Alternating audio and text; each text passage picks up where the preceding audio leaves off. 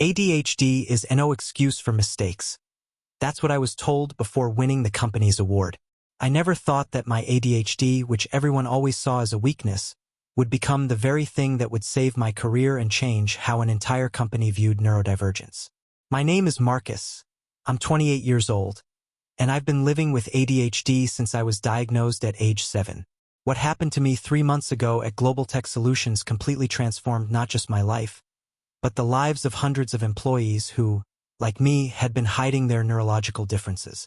Before I continue with this story that literally changed everything, if you believe that our differences can be our greatest strengths, please hit that like button and subscribe to the channel for more inspiring stories about overcoming prejudice and discovering our true potential. Your support means the world to people like me who are fighting to break down barriers every single day. It was a rainy Tuesday morning when I walked into the office, already feeling that familiar knot in my stomach. I had been working at Global Tech for 2 years as a software developer, and despite my technical skills, I constantly felt like I was walking on thin ice. My ADHD made me different from my colleagues in ways that weren't always understood or accepted. You see, ADHD isn't just about being hyperactive or unable to concentrate, as many people think. For me, it meant having a brain that worked differently. While others could sit through long meetings without moving, I needed to fidget with a stress ball to stay focused. While they could follow linear thought processes, my mind made connections in ways that seemed chaotic to others but often led to innovative solutions. My supervisor, Janet Morrison, was a woman in her 50s who believed that discipline and strict routines were the keys to success. She had made it clear from day one that she didn't believe in excuses for poor performance. "We're all adults here," she would say, "and adults take responsibility for their actions." That particular morning, Janet called me into her office with a stern expression. "Marcus, we need to talk about your performance," she said, gesturing for me to sit down. "I've been reviewing your work, and I'm seeing a pattern of mistakes that, frankly, I find unacceptable." I felt my heart sink. Yes, I had made some errors in my code recently, but they were minor bugs that I had caught and fixed quickly. "Janet, I understand your concern, but those were small issues that didn't affect the final product, and I—" "Stop right there," she interrupted, raising her hand.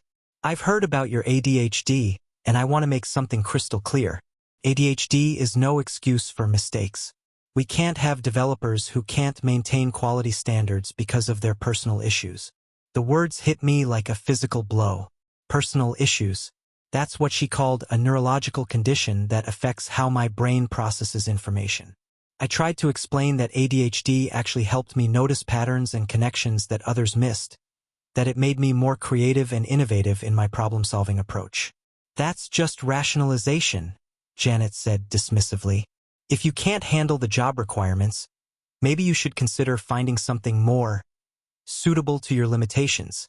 I left that meeting feeling defeated and misunderstood. This wasn't the first time I had faced discrimination because of my ADHD.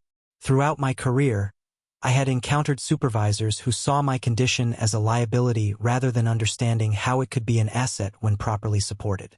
The next few weeks were particularly difficult. Janet seemed to be watching my every move, waiting for me to make another mistake. She would interrupt my work to check on my progress, which ironically made it harder for me to concentrate. She scheduled unnecessary meetings during my most productive hours, knowing that I struggled with transitions and interruptions. My colleague Sarah, who sat at the desk next to mine, noticed my distress. "Marcus, you seem really stressed lately. Is everything okay?" she asked one afternoon. I hesitated before answering. Sarah had always been kind to me, but I wasn't sure if she would understand. "It's just Janet doesn't think I'm capable of doing good work because of my ADHD. She thinks it's just an excuse for being careless." Sarah frowned. "That's ridiculous. You're one of the most innovative developers on our team. Remember that algorithm you created last month that improved our processing speed by 30%? That was brilliant work." Her words meant more to me than she knew, but I was still struggling with the constant scrutiny and lack of support. I had requested simple accommodations like a quieter workspace and the ability to use noise-canceling headphones, but Janet had denied these requests, saying they would be disruptive to the team dynamic. The situation reached a breaking point during a major client presentation. Our team had been working on a complex project for months and the client was coming to see our progress. Janet had insisted that I be part of the presentation team, but I suspected it was so she could highlight my mistakes if anything went wrong. As we prepared for the presentation, I noticed something in the code that bothered me. There was a pattern in the data processing that seemed inefficient, but I couldn't quite put my finger on what was wrong. My ADHD brain was picking up on something subtle that others had missed. Janet, I think there might be an issue with the data processing module, I said during our final preparation meeting. I'm seeing some patterns that suggest we might have a memory leak that could cause problems under heavy load. Janet looked annoyed. Marcus, we've tested this extensively. The client presentation is in 2 hours, and you're nitpicking details that don't matter. This is exactly the kind of overthinking that causes problems. But I couldn't shake the feeling that something was wrong. My ADHD brain was hyper-focused on this issue, and I knew from experience that when I got that feeling, it was usually worth investigating. During my lunch break, I decided to run some additional tests on my own. What I found made my blood run cold. There was indeed a significant memory leak in the system, one that wouldn't show up in basic testing but would cause the entire system to crash under the kind of load the client was planning to put on it. If we went live with this code, it would be a disaster. I rushed back to the office and immediately went to Janet's office. Janet, I found the problem.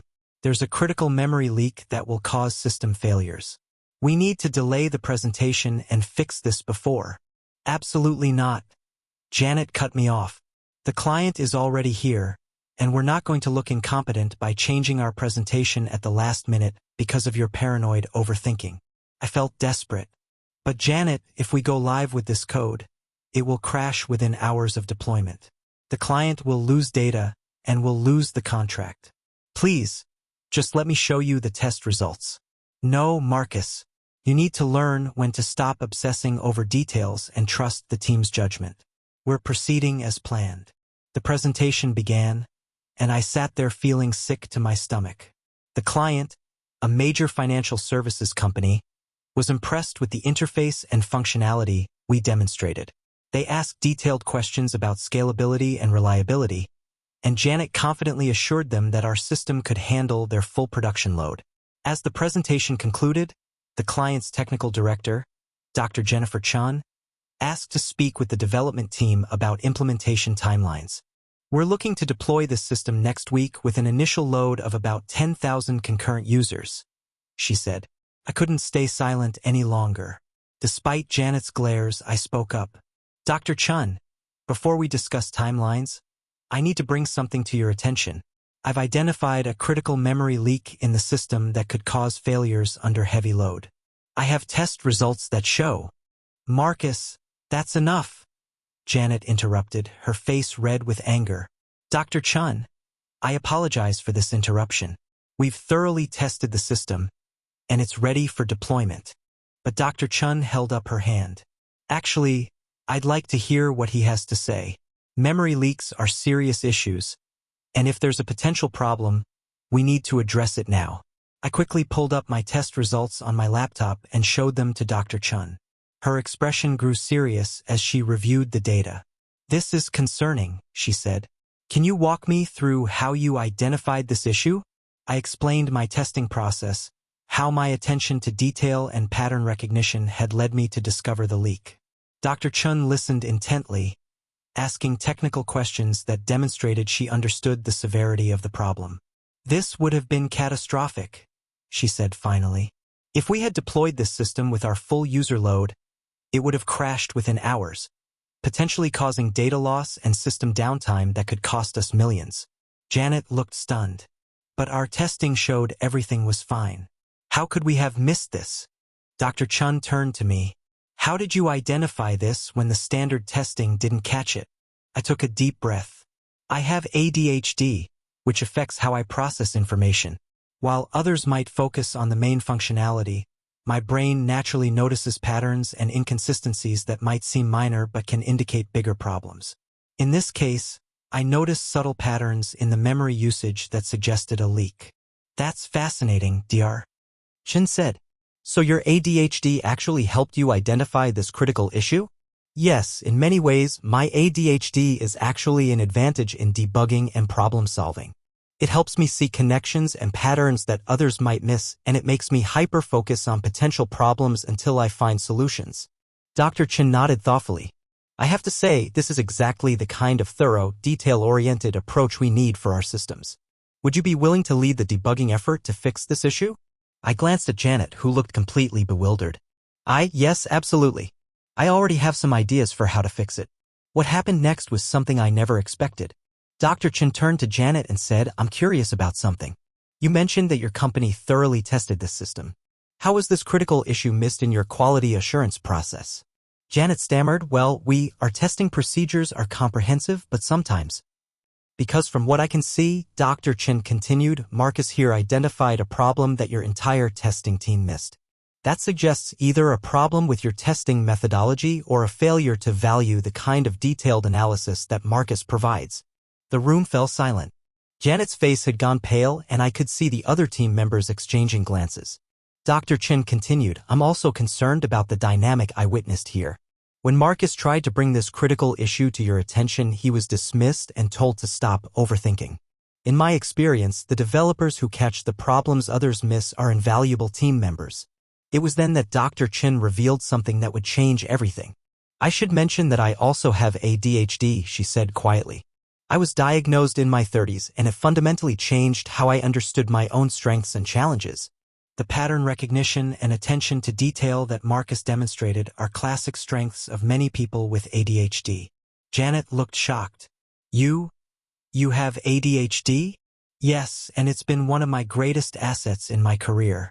The ability to hyperfocus on problems, to see patterns others miss, to think outside conventional approaches. These are all strengths that come with ADHD when it's properly understood and supported. Dr. Chen turned to me. Marcus, I'd like to offer you a position on our team.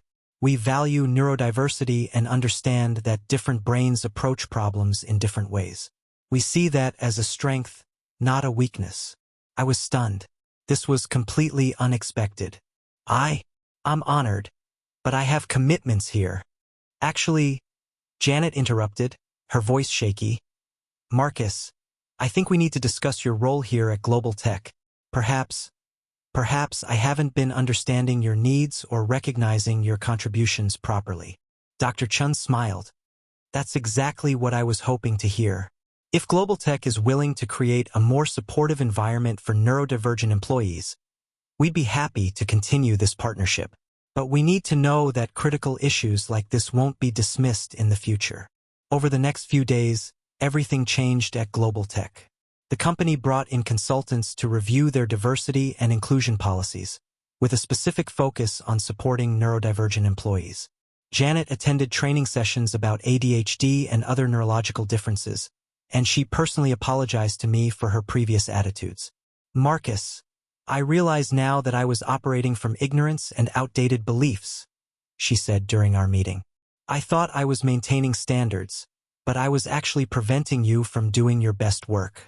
I want to learn how to better support you and other employees who might be struggling with similar issues. The accommodations I had requested were immediately approved. I got a quieter workspace, permission to use noise-canceling headphones, and flexible meeting schedules that worked with my brain's natural rhythms. More importantly, my unique problem-solving approach was recognized and valued. But the most significant change was in how the entire team began to view neurodiversity. Sarah became an advocate for inclusive practices, and several other employees felt comfortable disclosing their own neurological differences.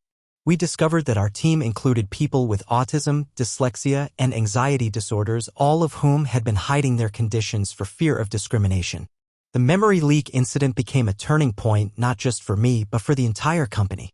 Global Tech implemented new policies to ensure that all employees felt safe to contribute their unique perspectives, and they began actively recruiting neurodivergent talent. 3 months later, I was awarded the company's Innovation Award for my work on developing new debugging protocols that leveraged pattern recognition techniques. During my acceptance speech, I spoke about how my ADHD had been reframed from a limitation to a strength. For years, I was told that my ADHD was an excuse for poor performance, I said to the assembled crowd. But what I learned is that it's actually a different way of processing information that can lead to breakthrough insights. When we create inclusive environments that support all types of minds, we don't just help individuals, we strengthen entire organizations. Janet, who was in the audience, stood up and started clapping. The entire room joined in, and I felt a profound sense of validation and belonging that I had never experienced before. Dr. Chin, who had become a mentor and advocate, later told me that the incident had inspired her own company to expand their neurodiversity initiatives. Your courage in speaking up, even when you faced resistance, prevented a major disaster and opened everyone's eyes to the value of different perspectives. The experience taught me that ADHD isn't something to be ashamed of or to hide. It's a neurological difference that comes with both challenges and strengths. The key is finding environments and people who understand and support neurodivergent individuals rather than trying to force them into neurotypical molds. Today, I work as a senior developer and neurodiversity advocate at Global Tech. I mentor other employees with ADHD and other neurological differences, helping them understand their strengths and navigate workplace challenges. I've learned that accommodation isn't about lowering standards, it's about creating conditions where everyone can perform at their best. My story isn't unique. Millions of people with ADHD face discrimination and misunderstanding in their daily lives. But it's also a story of hope, showing that when we challenge prejudices and create inclusive environments, everyone benefits. The phrase ADHD is no excuse for mistakes that Janet had used to dismiss me became a catalyst for transformation. It forced us to examine what we really meant by mistakes and to recognize that what looks like a problem from one perspective might actually be a strength from another. ADHD affects approximately 5 to 7% of the global population, but many people remain undiagnosed or struggle with stigma and discrimination. The hyperactivity, impulsivity, and inattention that characterize ADHD are just one part of the picture. Many people with ADHD also experience hyper-focus, creativity, resilience, and unique problem-solving abilities. What I want people to understand is that neurodivergence isn't a defect to be fixed, it's a natural variation in human neurology that brings valuable perspectives to teams and organizations. When we create inclusive environments that support different ways of thinking and working, we unlock potential that might otherwise remain hidden. The transformation at Global Tech didn't happen overnight, and it wasn't without challenges. But by starting with education, empathy, and a willingness to change, we created a workplace where everyone could thrive. The company's productivity increased, innovation flourished, and employee satisfaction reached new heights. My advice to anyone facing similar challenges is to never give up on advocating for yourself and others. Your neurological differences aren't weaknesses to overcome, they're strengths to be understood and supported. Find allies, seek out inclusive environments, and never let anyone convince you that your brain is wrong just because it works differently. The award I received wasn't just recognition for my technical work, it was acknowledgement that diversity of thought and neurodiversity are essential for innovation and success. It proved that when we move beyond narrow definitions of normal and embrace the full spectrum of human neurology, we create stronger, more resilient organizations and communities. As I reflect on this journey, I'm grateful for the challenges that led to this transformation. They taught me that sometimes the very things that make us different are exactly what the world needs most. My ADHD didn't just help me catch a critical bug, it helped change an entire company's understanding of what it means to be inclusive and successful.